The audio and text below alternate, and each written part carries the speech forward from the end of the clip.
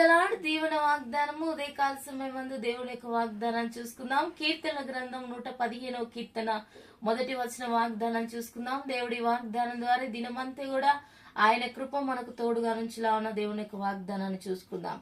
మాకు కాదు యెహోవా, మాకు కాదు, నీ కృపా సత్యములను బట్టి నీ నామమునకే మహిమ కలుగును గాక. దేవుని నామానికి స్తోత్రం. ఉదయకాల సమయమందు ప్రతి విషయంలో దేవుని నామాన్ని స్తుతించే రీతిగా ఆయనకే మహిమ కలుగులా ఉన్నా, ఎంత ఘనత కలిగి ఉన్నా, ఎంత మంచి పేరు కలిగి ఉన్నా అది మన యొక్క సామర్థ్యం బట్టి వచ్చింది కాదు, కానీ దేవుని పిల్లలుగా ఆయనను కలిగి ఉన్నందుకు వచ్చినటువంటి ప్రతి విధమైనటువంటి సాక్ష్యము ఆయన కొరకే. ఆయన మహిమార్థమే, ఆయన కొరకు జీవించే కృప దేవుడు మనకు అనుగ్రహించలా అని ఉదయకాల సమయమందు ఏ ఘనత ఏది కూడా ఏ మనుషునికి చెందకూడదు, కానీ ఆయనకు మాత్రమే కలుగులా ఉన్న దేవుని యొక్క వాగ్దాన ప్రకారంగా ఈ దినమంతా కూడా ఆయన నామమునకు మహిమ కలుగులా ఉన్న, ఆయన నామమును కీర్తించి స్తుతించి ఈ దినమంతా కూడా ఆయనకే సమస్త మహిమ ఘనత ప్రభావములు కలుగులా ఉన్న ఈ వాగ్దాన ప్రకారంగా దేవుడు మనల్ని ఆశీర్వదించునుగాక. ఆమె దేవా, ఈ దినమంతా కూడా వాగ్దానమును నెరవేర్చుకొని కృప చూపి ప్రతి విషయంలో నీ నామానికే మహిమ కలుగునట్లు సహాయం చేయమని